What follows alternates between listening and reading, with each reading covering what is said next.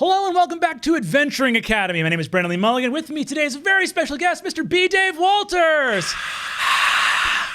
You might know Dave from his work as a writer for IDW and Wizards of the Coast. He also plays Victor on LA by Night and was the dungeon master for Theogony of Kairos.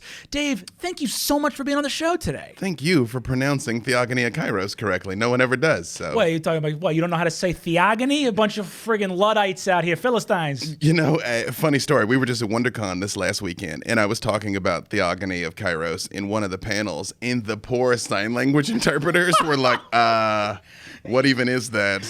Yeah, I'm like, keep up. Read the classics. Oh, no. Translate, Hesiod in the sign language. Yeah, so. Yes, we're going to go some deep academic, philosophical, arcane, quasi-theological, yeah. You know, that's what you invited me for. Those are the things I do, yes. Did not come to fuck around. Dave, well, this is actually a great place to start because this is obviously a little vodcast we do for people that want to run games or just learn how to play in games better. And all things tabletop RPG. You're someone that has experience in Dungeons and Dragons, and then outside of that in World of Darkness and a lot of other veins and tabletop games. Theogony of Kairos, I love so much. And for those that don't know, it's basically a story about people gifted with sudden deityhood. And it uses the mechanics of 5e, which I think anyone who's played D&D knows that you get to 20th level, you're effectively a god. Talk to me a little bit about what motivated you to create such a dynamic setting and like because I love people who tackle D&D to tell a unique story in that system that's never been told before.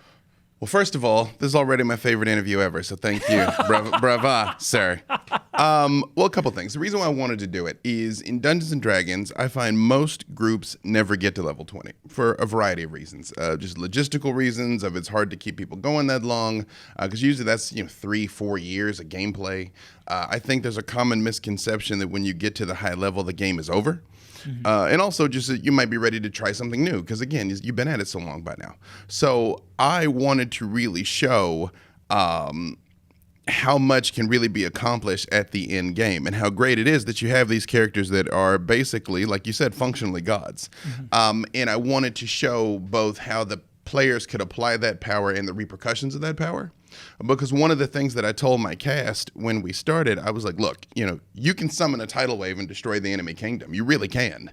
But then you got to deal with the refugee crisis afterwards. And I also told them, I was like, look, you can stand in the air throwing around meteor shower, but the whole army that's going to come at you, 10,000 dudes are going to shoot arrows at you. And, statistically speaking, 2,000 of them will be crits. So you're going to get killed. So manage it. And the reason why I started that story at level 0, because, again, spoiler alert, they start at level 0 and then they're gifted with their powers by the gods. The whole show's up on YouTube, the whole run of it, so you can see why they do it.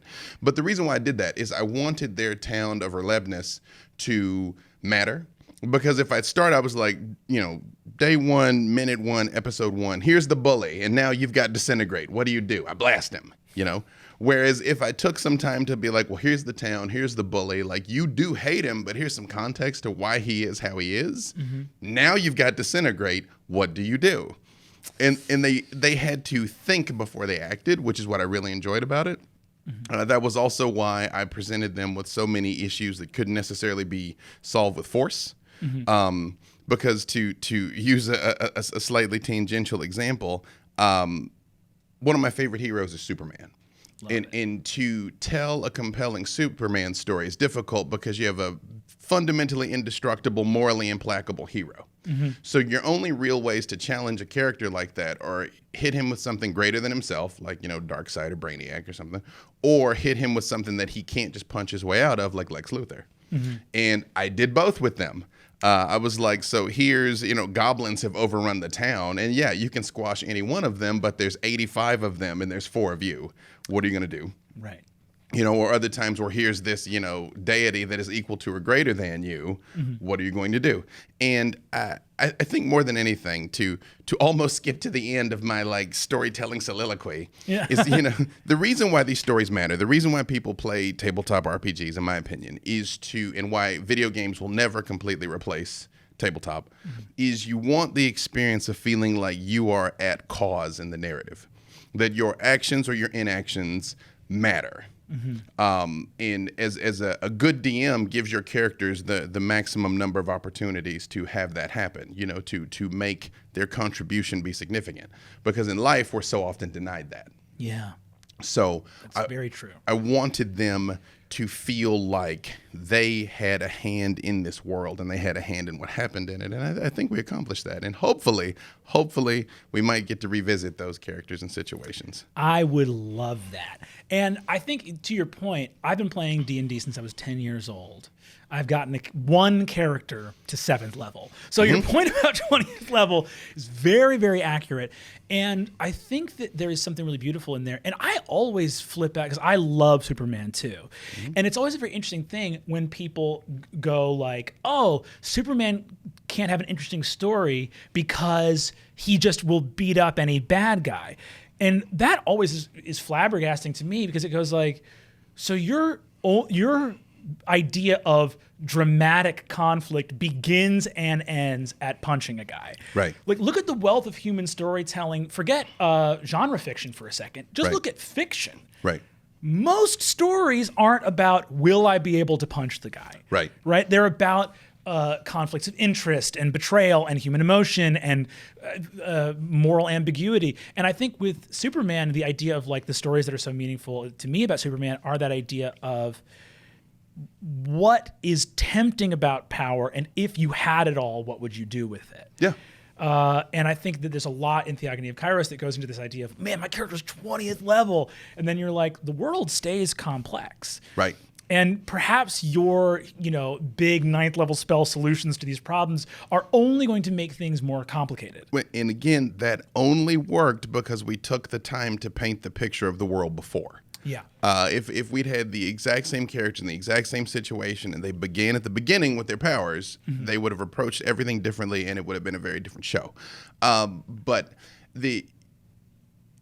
I was able to help them take a different journey because, again, when they actually got into the world and actually cared about the world, I mean, I got tears in episode 2.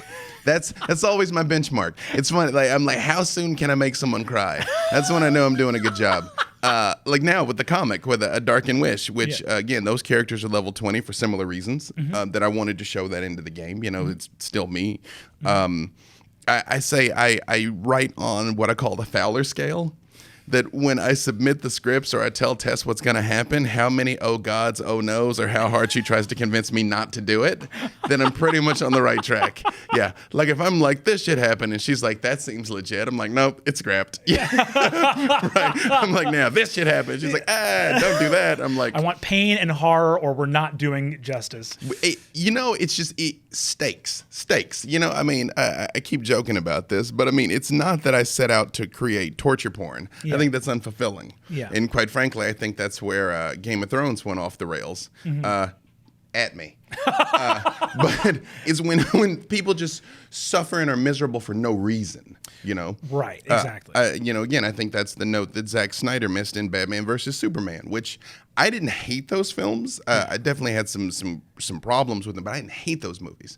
But I think that was the number one thing that I think really bothered people, even if they couldn't articulate it, is you don't want to see a world where Superman hates being Superman. Right. Yes. That the clock goes off and Clark Kent's like, I gotta save the world again.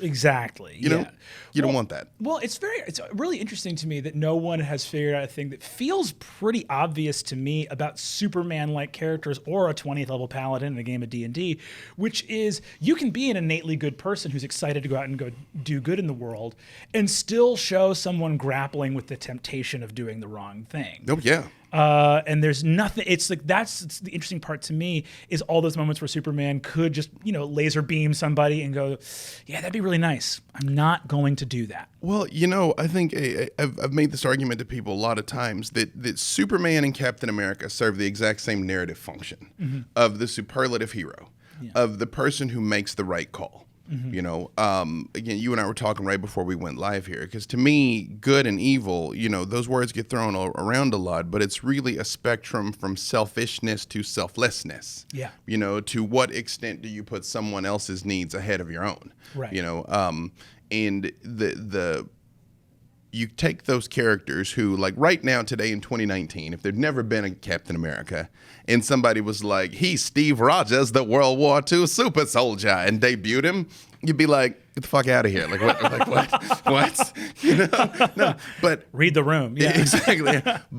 But he's important, and I would submit now more than ever. And again, Superman for the exact same reasons, even though their power set is wildly different. What the function they provide is identical.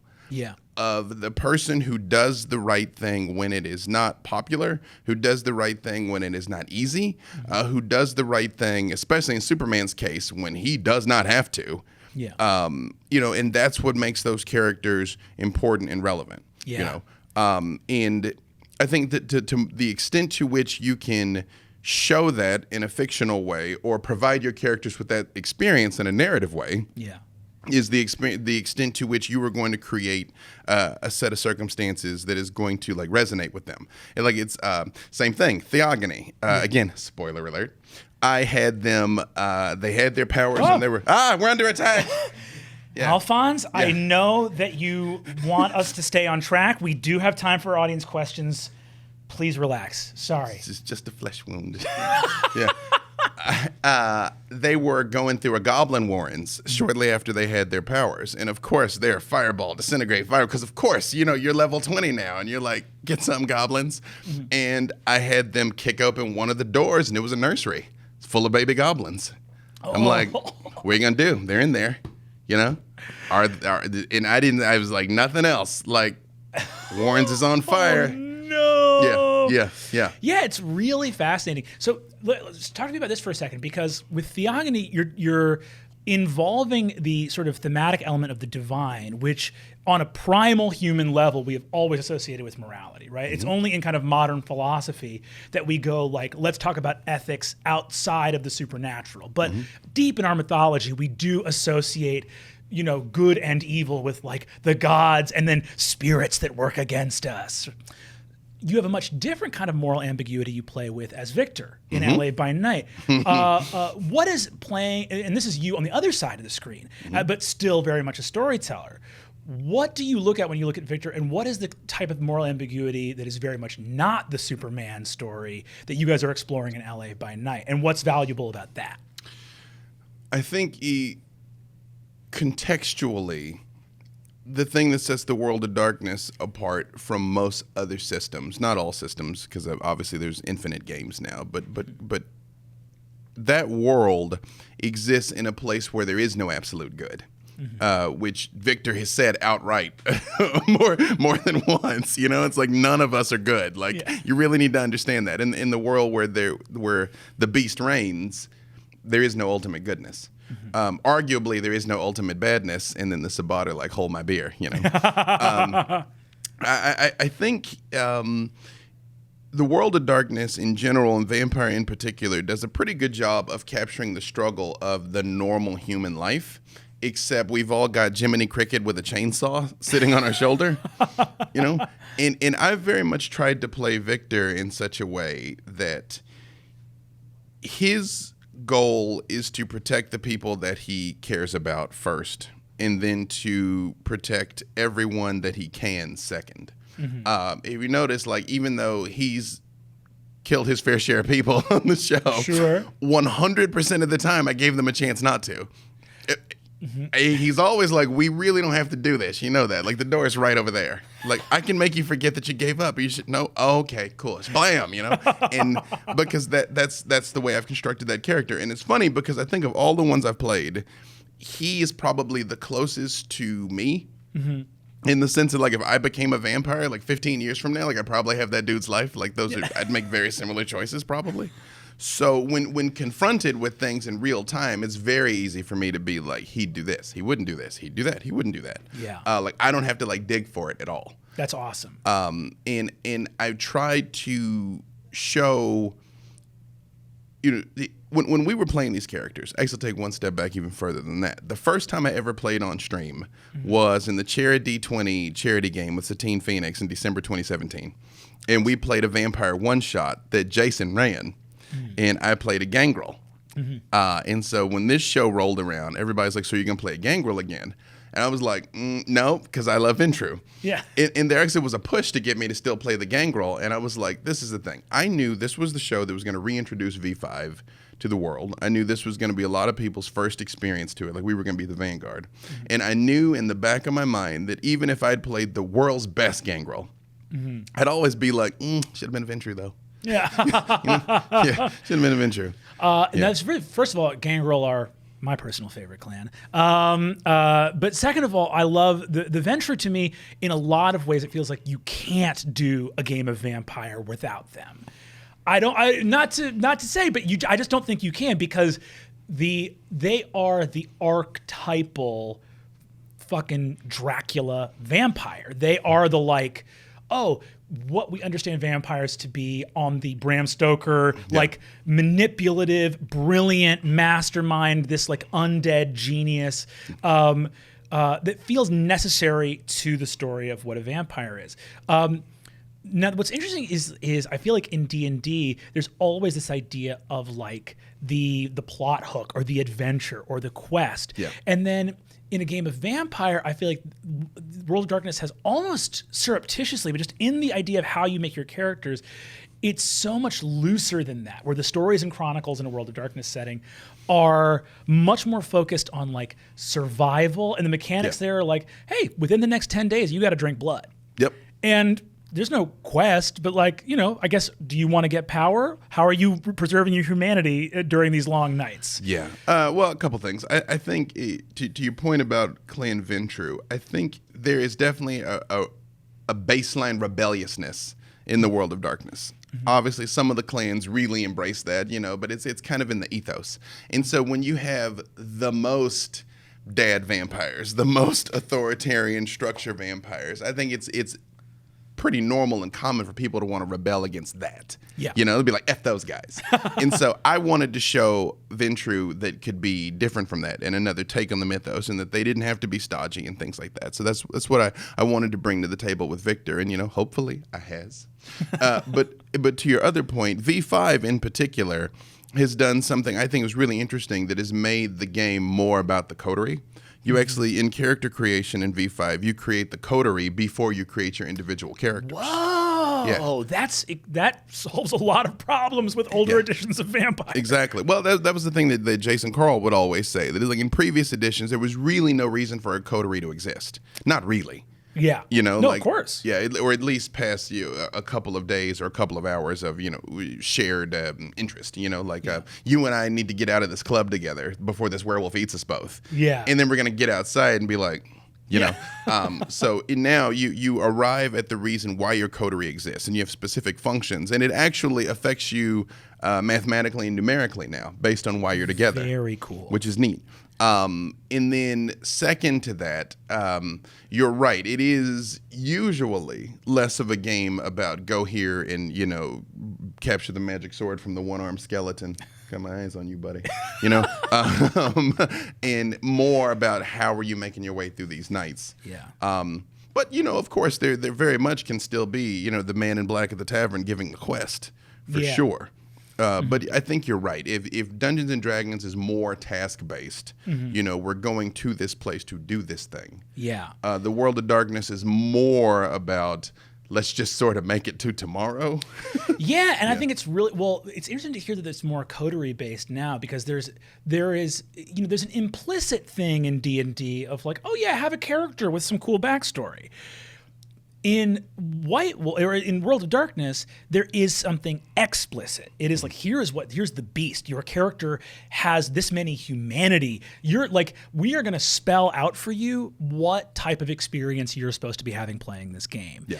And I think that's incredibly powerful, both for, I played recently, and my friend Nick Marini ran a game of Vampire 5e where I was playing a Giovanni vampire, and it was this thing of like, but there was like a werewolf and a mage. He was doing like a cross-pollination thing. And he was like, why am I hanging out with these life forms, these organic, these like living things? And it was this thing of, I took this one flaw that made him, he recoiled at clerics, at priests and clergy and crosses. He was like, oh, what's that? And I was like, oh, he's still very Catholic. And none of the vampires around him seem to believe in God anymore. And he's like, I got to get the fuck out of here. Yeah. All these people are going straight to hell. That's when the La Sombra are like, you don't say. Yeah, right. But I remember also that like, there are some really powerful things as someone who has an interest in philosophy that are really fun about Vampire 2. Specifically, you name-checked the Sabbat before. And I remember playing a Gangrel, Sabbat, and Titribu. So a Gangrel that had been... Also, that was college. Yeah. Right. You were like, yo, I've got 7 dots in potence and 15 dots in celerity, and I have wings. God. Yeah, I did it too, man. Eerie. Were you there? Yeah. I was the Assamite. Yeah, no, we were in the same campaign. I was the shadowy death dealer. Yeah, right. I am the assassin. Yeah. But I remember there was this like, finding these alternate means and convictions of playing these vampires does allow you to explore some really cool stuff because the game is more explicitly about exploring character, which for a lot of people, myself included, is how the game of tabletop is fun. I remember this Gangrel had this thing where he had been inducted into the Sabbat and left and become an anarch because he basically said, the Camarilla and the Sabbat are two sides of the same coin. Depravity is a commentary on humanity. Yeah. And cruelty is, it's like, look at humans. They've mastered cruelty. Being cruel is as human as you can be. I'm going to embrace the beast, and that means I am neither depraved nor clinging to my humanity. And had this very like predator, animalistic mindset of like, I'm not going to cause any undue harm, and I'm not going to flinch about killing people. Yep. And you're like, and Golconda. Yeah. Got it. Yeah. There it is. You turn into Dr. Manhattan. You've arrived at your final form. Yeah. That's, I think that is one of the things that is baked into V5, which is one of the things that Victor has said outright more than once, is that, there's not a big difference between the way the Camarilla and the Anarchs are behaving. And there's not a big difference between the way the Sabbat and everyone else is behaving. Now, canonically, in V5, the Sabbat have been wiped out. Mm-hmm. Again, I've read enough comic books in my time to know that's not true. And the reality is, I mean, vampires are an infectious disease. It just takes one. Mm-hmm. And if one makes it, they can create 50 more, and you're back in the Sabbat business. So even though, by the letter of the law, there are no more Sabbat, I'm like, I believe it when I see it. Well, I'm hoping not to see it, but yes, somebody's going to show up with like his face on backwards and bat wings. So I'm like, oh, I know that guy. I know what this is.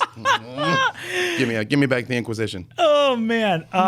Incredible. So we have some audience submitted questions. If you're watching this on YouTube, you could have seen this episode a whole week earlier on Dropout. You got to head over to dropout.tv and sign up. Also, the only questions that we take are submitted on our Dropout user Discord. So head on over there and sign up for your free trial today. This first one is from Kyle Labonte. I know Kyle. What's up, Kyle? Hey, Kyle. Thanks for the question. I DM for a group of players that are all typically DMs themselves. Because of their level of experience, I find them often guessing twists or plot points pretty far ahead of time. I don't think the answer to that situation is make my twists more twisty, so how do I lean into this intuition of theirs and use it to provide a better experience? That's a good question. That is a great question, Kyle. Thank you for this. I pulled the whole Miss America. That's a great question. Thank you, because I'm stalling.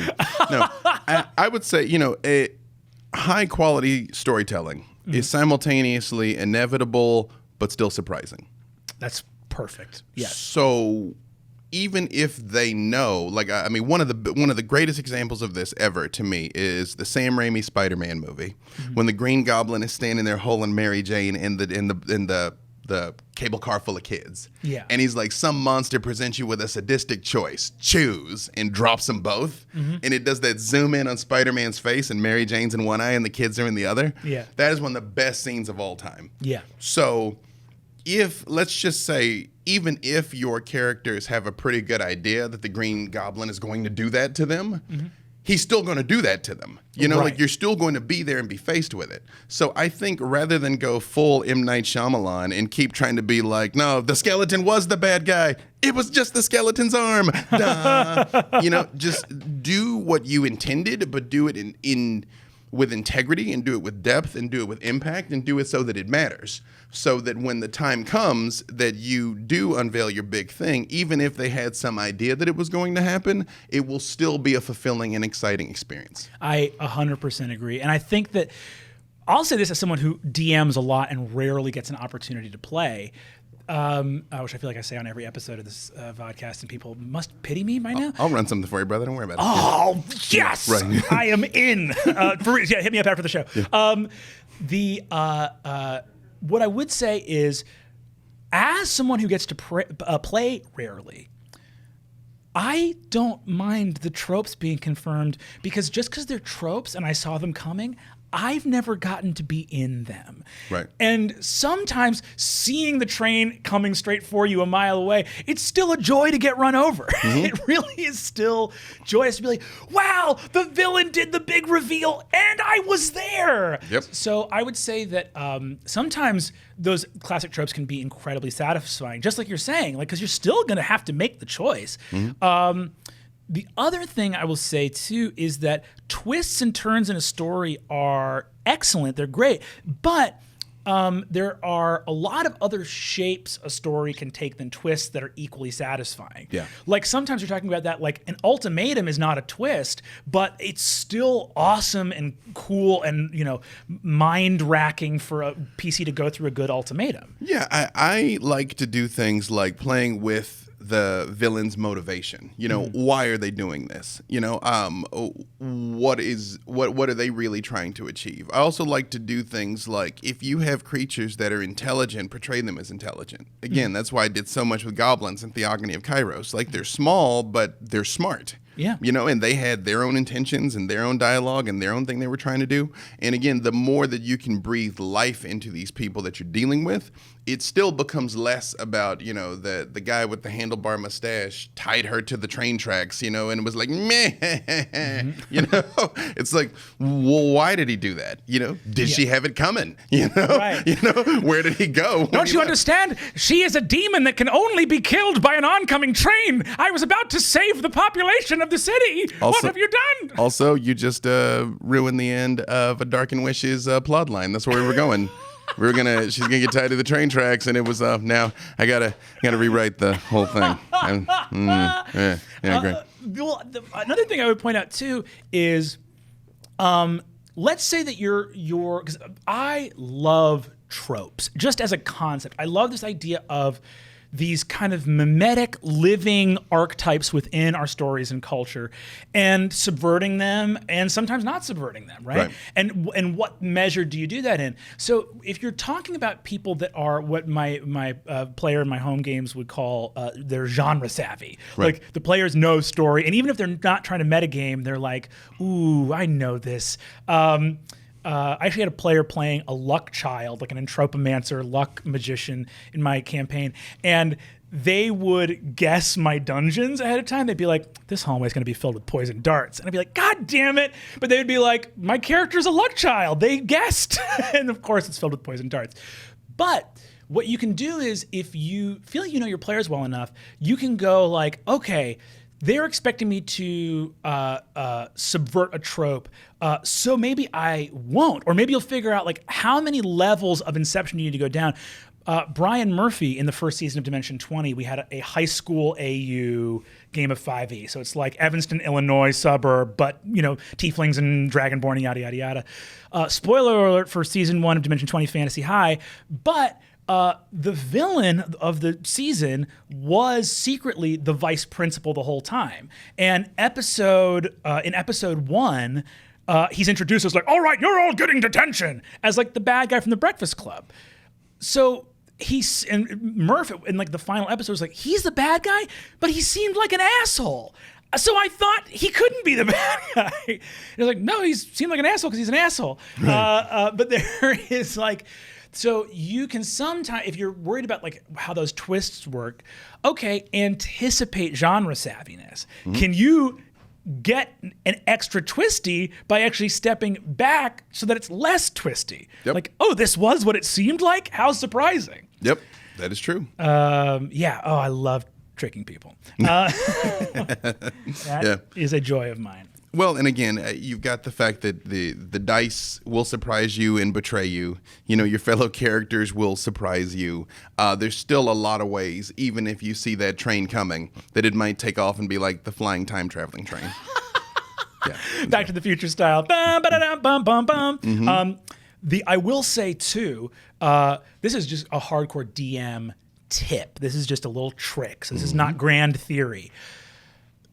If you really want to trick your players, if you really want to have a twist in there, and this is in like some fudging the die roll territory, they will often confer with each other at the table, and in so doing, show you what they're expecting to happen. Now, if you're a DM with integrity and they guess correctly, you know, of course they guessed correctly. You should reward them. But if you were a less scrupulous DM, you could hear them conferring and just change what the truth was. I'm not advocating for that. I'm just saying you can do that. You know, believe it or not, you say that as like a scrupulous or unscrupulous thing. Believe it or not, I don't think it's an unscrupulous thing, because personally, I feel like my job as a dungeon master is to provide a certain experience. My job as a dungeon master is not to give you something like absolutely rules as written. It's to make you feel something and have you leave an impact. Like the extent to which your players are having an emotional experience, the extent to which you're succeeding. Yeah. Your only enemy is meh. If they're like checking their phones or something and it's for anything other than, you know, their character sheet or a dice rolling app, you know, you're going off track. So, I mean, again, sorry, my players, earmuffs. There's times I know where I'm like, you're going through the dungeon, you can turn left or right. I know the next door is the dragon. It just is. You can go left, you can go right. The dragon's on the other side of the door. So there's plenty of times I provide the illusion of choice to tell the story. Right. So if you're in that situation where you're like, again, to continue this metaphor, they know Green Goblin's, they're like, Green Goblin's there and he's kidnapped Mary Jane and he's kidnapped the kids. And you hear them saying that and you're like, huh, okay. Maybe it wasn't Green Goblin in there. Maybe somebody has kidnapped his kid and he actually already rescued Mary. And, you know, like, and you do this all on the fly because you think it will provide a more fulfilling experience. They get to the Brooklyn Bridge. Mary Jane is standing on it holding the Green Goblin and a thing of kids. And she's like, I've been fucked up this whole time. And you're like, you're going to kill the Green Goblin? And she's like, I choose the kids. And she's like, this is less of an ultimatum than I thought. But you did surprise them. And that's what counts. As long as it's a fulfilling story. Absolutely. This one's from C. Watkins 24. Thanks, C. Watkins 24. How do you role play? Oh, I love this question. How do you role play a character with a higher intelligence than yours? Physical traits like strength and dexterity are pretty straightforward, but for the interaction traits, intelligence, wisdom, charisma, it seems more challenging the greater they vary from your own abilities. How do you become a character who has a 20 stat when you as a PC aren't that skilled? First of all, I bet you do have a 20 in heart, and that's what matters. Chin up. But it doesn't because I'm a min-maxer?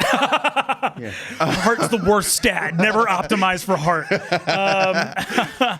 I love this question because I think it gets to something that's very accurate, which is because all the physicality and locales of tabletop RPGs are narrated, you can play a big bruiser character, punch a door, have it narrated that flies off its hinges, and get that rush of dopamine because you did it. But because for most games that I've played in, dialogue is in character, playing that high wisdom, high intelligence, high charisma character can feel really challenging. How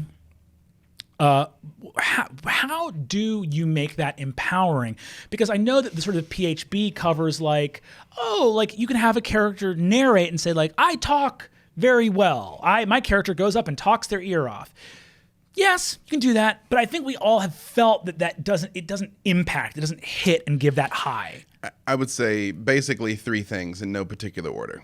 I think you need to partner with the DM to understand that you're playing a character who might have traits that you do not possess, and as such, the people you interact with react to you like you have those traits. You know, a high charisma can manifest in a lot of ways. It can be charming. It can be beautiful. It can be a lot of things. It could be people just like you, you know? So even if you at the table act like the biggest douchebag around, it's like, but I still like that guy. I'm like, he's that asshole you love to hate, man. Right, yeah. I mean, he's George Carlin, you know? Yeah, he's an asshole with a charisma of 20, you know? So you partner with the DM to make sure that, you know, that's who you're manifesting in the world. I'd say also make sure your other players know that. So that when they're interacting with you, they're treating you as you are a smart person or a wise person. And the last thing I would say is, like anything, is act as if. I think if you know you're playing this character, be like, well, who to you is a high intelligence character? Pretend to be that person, you know? And then that's the player. You play that person at the table. And then absolutely, you're probably gonna nail it. And I think you hit something on the head, which is the idea of all of these stats come in a variety of flavors. They're not monolithic. And I think sometimes people will get rattled when they're like charisma and they're thinking about like, oh, I'm thinking about like my older sibling, or or you're thinking about B. Dave Walters. Maybe you're thinking about Clan Vintrue. They're thinking about these things, but it can come in a flavor that's more natural to you. Don't think about, like, if you want to play a high charisma character, think about, like, oh, what's the high charisma that's most comfortable to me? I love the idea of, if you're playing like a little halfling and you're like a naturally very shy person, maybe being the big, haha, bravado, that's one way to do a 20 charisma. Maybe you're just fucking adorable. And everyone's, you're Shirley Temple. Yeah, you're Shirley Temple. And it's like, oh, geez. And you get to be real shy. And everyone's like, look at this cutie pie. You can walk right into the king's vault. That is completely valid. Completely and then the valid. knife comes out. Yeah, right. Yeah. So I think that there's an element of, the answer to this question would be tactically, define the stat in the way most comfortable for you, the player, and your DM and fellow players. I would say also, like you're saying, the world react, like people kind of live in a bubble anyway when they have that high charisma. How is the world reacting to you? Well, and hey, look, every single one of us knows somebody or has a friend that we think is the smartest, prettiest, funniest person, and they don't think that about themselves. So don't feel like you have to play this role. Just be like, again, that's how you're occurring in the world to everyone else. So do your best, but don't start beating yourself up about I'm doing it wrong, because you're not doing it wrong. As long as you're having a good time and everybody at the table's having a good time, you're doing it right. Hell yeah. And I think for the other stats, there's interesting stuff there as well, because as a DM, you can do a lot to support a player in terms of wisdom and charisma. First of all, let's just examine what wisdom in the game actually is. Wisdom is perception. I mean, there is only a single skill called perception, but wisdom is perception. It's insight, which is just perception about people, right? Back in 3.5, we called that sense motive. It is like understanding and awareness, right? So you can make someone wisdom doesn't mean like has good ideas. You can make somebody a high wisdom character by giving them a quality and caliber of information that you are not extending to the other PCs. Yep. You notice this, you notice that, yeah. Yeah, you know, so they become more aware because they're literally, like in real life, a more attentive, intuitive person is actually collecting more information. You do that through narration at the table. And also, I think sometimes DMs are afraid of editorializing. Yeah. I understand why that is, because you never want to tell players what to do. Right. But for a high wisdom character, you can make them feel more wise by some other character rolls a 10 on a perception. You go, there's a hallway with guards. A character with a 20 wisdom rolls a nat 20 insight perception check. You go, the guards in this hallway are poised to strike. You see them mutter to each other at the corner of their eyes. The sensation of danger fills the room. Hair stand up on the back of your neck. And also, you can give a lot of information to the players in this set of circumstances that's not necessarily relevant. You can start like just describing everyone in the tavern, because it's like you're clocking all these things. Yeah. Like, again, to use another movie analogy, The Bourne Identity. If you remember in the first movie when he's like, I don't know my name, but I know that guy is 220 pounds and knows how to handle himself. I know that woman has been working at least 16 hours, and I know if I need a gun, it's in that pickup truck. You know? And he's like, I don't know why I know that, but I do. Yes, that's awesome, right? Yeah. That's what high wisdom should feel like. Is like I'm just collecting all this information, and I think what you're talking about too is something that's very true about storytelling in general, which is DMs control focus. So a low perception roll doesn't have to be you don't notice anything. It can be here's a bunch of unrelated details, and the high wisdom character you go your eye is drawn to a stranger in the corner of the room. You see all the other people, but I'm going to choose to describe your high wisdom as highlighting and focusing on things that are important.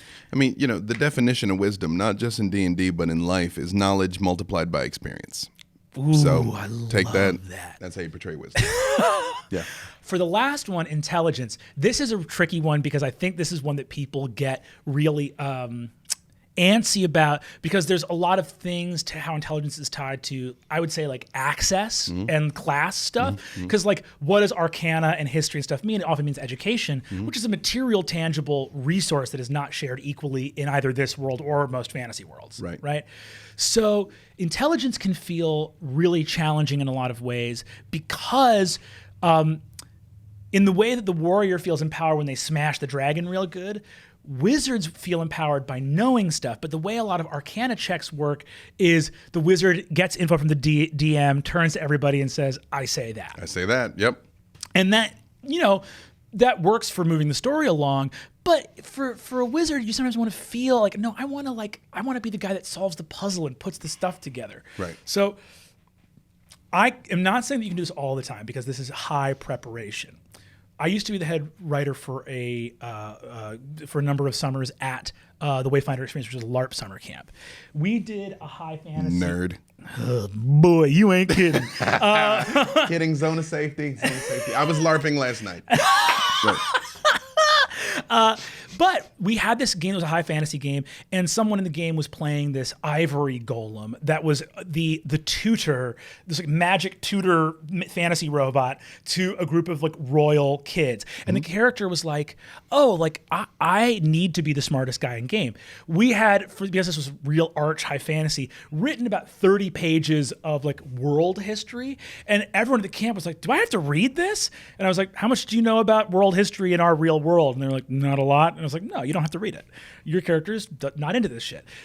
My friend Jack read all 30 pages of this, and lo and behold, the bad guys in the LARP were villains of the ancient past that had been resurrected. And all of a sudden, he was like, I know how to defeat them. I know their weaknesses. I know all this stuff because I spent 3 hours of my free time Did the homework, yep. doing the homework. And boy, did he get to feel like the wizard in that moment. So if you want to... I would say if you're playing a high intelligence character, ask your DM, hey, is it possible for me to get some world background stuff, even if it's frivolous or ancillary? Yep. And as a DM, if you have a character that's like, I'm playing the wizard in the party, but I don't feel like the wizard, see if it's not too much of a strain on your bandwidth. See if you can provide them with some ancillary materials. Well, and don't be afraid to make use of the tools you have at the table. I mean, you've probably got a laptop there. You've probably got a phone there. Send them a text right then. It's like, that Strahd is definitely not allergic to garlic. That is an ugly rumor. But that he hates poinsettias. Send. And then they do with that what they do with that. That's so great. Yeah. I love that. So I think in all these, there's some really tangible ways to address this point. Again, as long as everybody's having a good time, you're doing it right. Hell yeah. Serpengi. Thank you, Serpengi. When characters roll for information, how do you decide what information to give on a nat 20? How much is too much?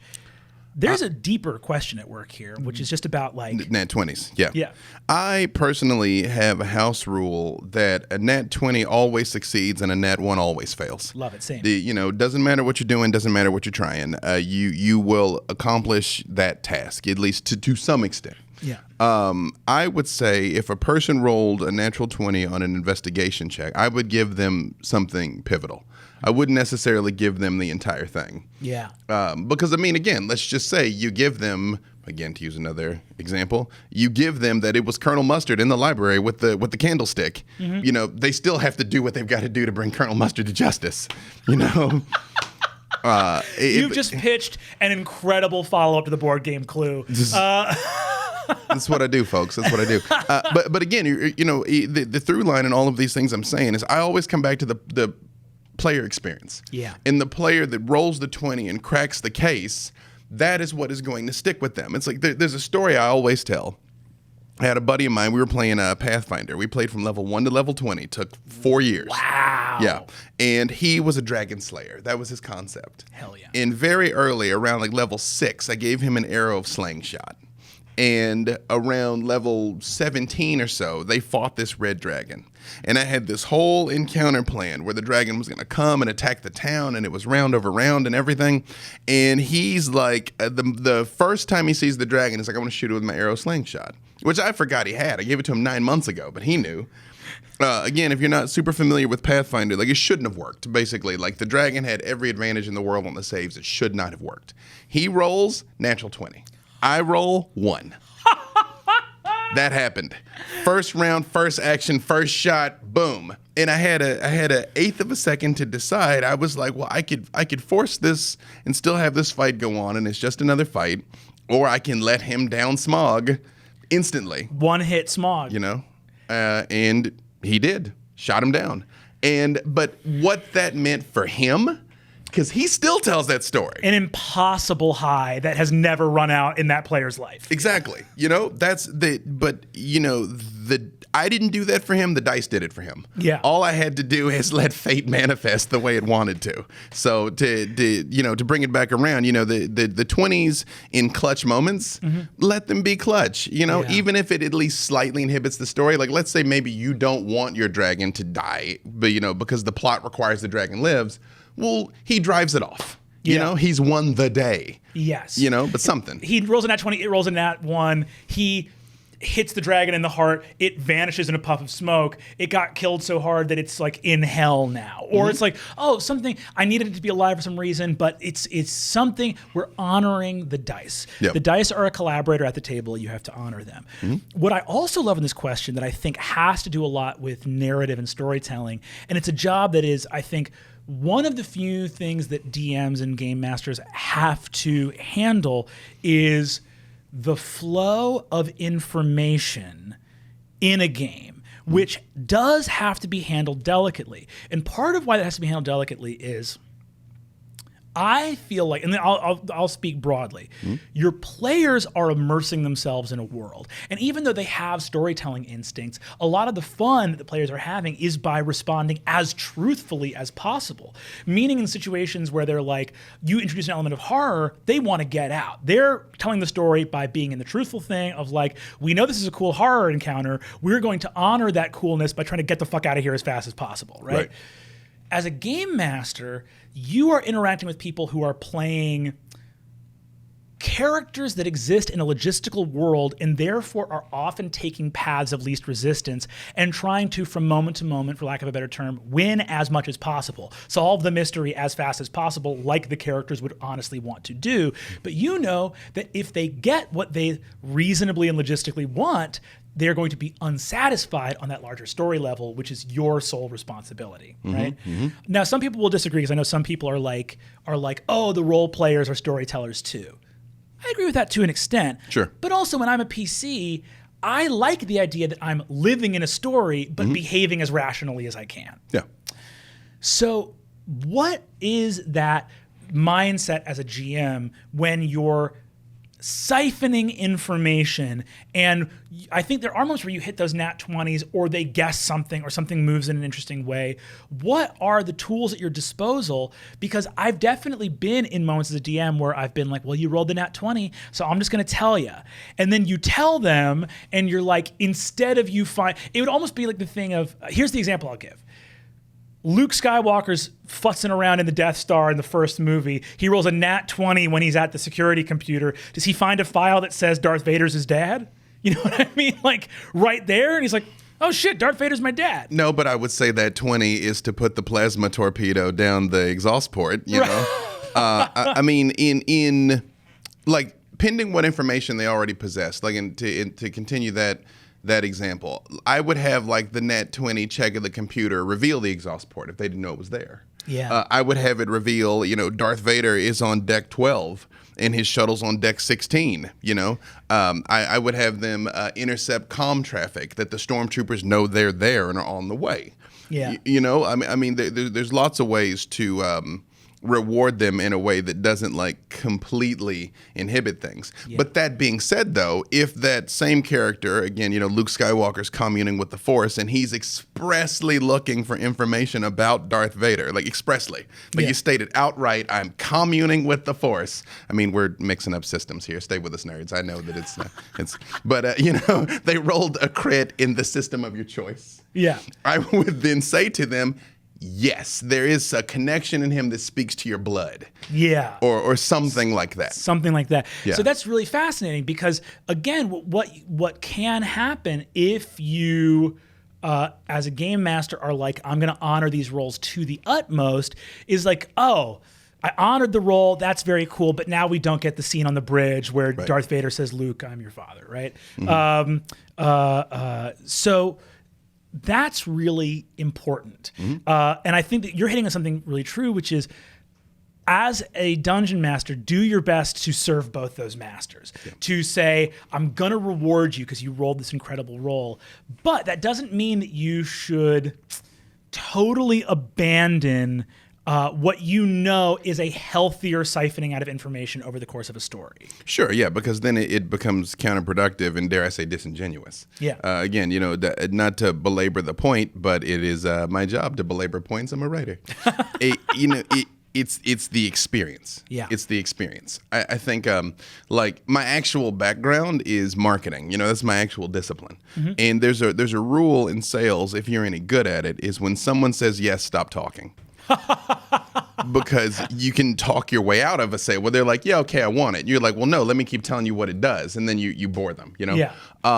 The same thing is true in a story. If your job is to provide an experience and get an emotional reaction out of someone, and then you do that, you're like, the monster's here. And they're like, ah. And you're like, but the monster also has two heads. You're like, no, I mean, like, you already did it. Right? No, recognize when you're winning, and then let that ride. And again, as long as your players are having an emotional reaction, it doesn't necessarily have to be a happy one, a sad one. Like, as long as they're feeling something, you are succeeding. And I will say, since I haven't given my game mastering and playing soliloquy, I would just say this one thing. I'll give you the micro version of it. If you're thinking about running a game, do it.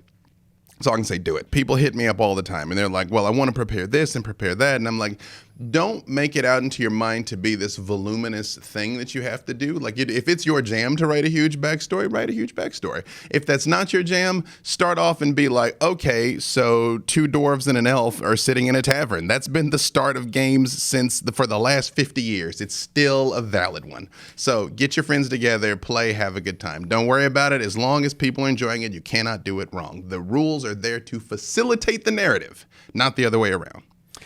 Hell yeah. I cannot more enthusiastically agree to any piece of advice. You got to get out there and play the game.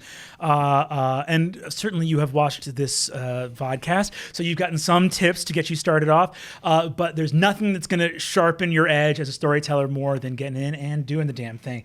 Mm-hmm. Like our friend Alphonse. That's how sharp his edge is. Right. Yeah. Chopped his own arm off. Mm-hmm. My guest today has been B. Dave Walters. Dave, thank you so much. This has been Adventuring Academy. We'll catch you guys next time.